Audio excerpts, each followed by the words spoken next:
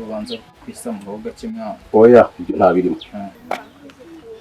Umva muvandi wakoze kunsura pe wanekerereje byose umva nkwiye kugushakira ubutabera wakoze rwose nanjye nishimye rwose ubwo ugiye kunshakira ubutabera ndishimye yenda nabona agahenge pe yego rwose muvandi birakwiye pe ko byari bimaze kundembya shangana hari bijyana mu rugo nyine noneho batazaza so bizi shamva tica akazi batuma duhomba byose dukora akazi tugasoze ibindi turaza kubivuga nawe turamukugerera handi imbere cyangwa ni bampaye amerekezo tugende ndakwereka tugenda uranyura izere neza ko fresh wabanje kubitegura atazagiramo imbogamizi zindi ku ruhande igihe urabizi ko giye wari original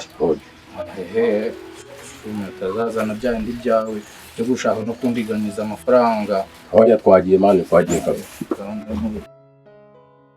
Minota mikeya bayi rero nigera y'amahoro ndagukunda yego nawe rwose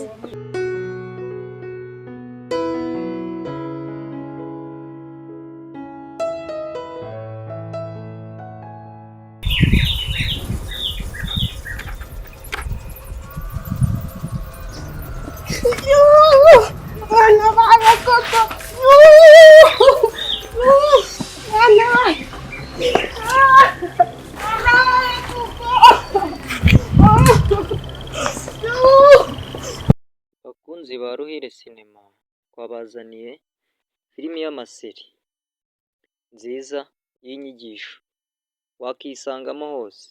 Hano hantu harimo ubugome bukabije. Uyu mwana Zawadi mureba baramushimuta ndetse bakanamwica. Hano ino filimi rero nagushishikariza kuyireba kuri Ruhire Sinema. Yitwa Urwango rw'abavandimwe. Iyi filimi irimo umukobwa watwariye inda ya bosi, harimo umugore utabyara ari we bosi, hakaba harimo n'urukundo ndetse n'abantu bagira nabi, harimo ubwicanyi ndetse n'urukundo. Igitangaje sheri wa Ange niwe mwicanyi gusa iteye amatsiko.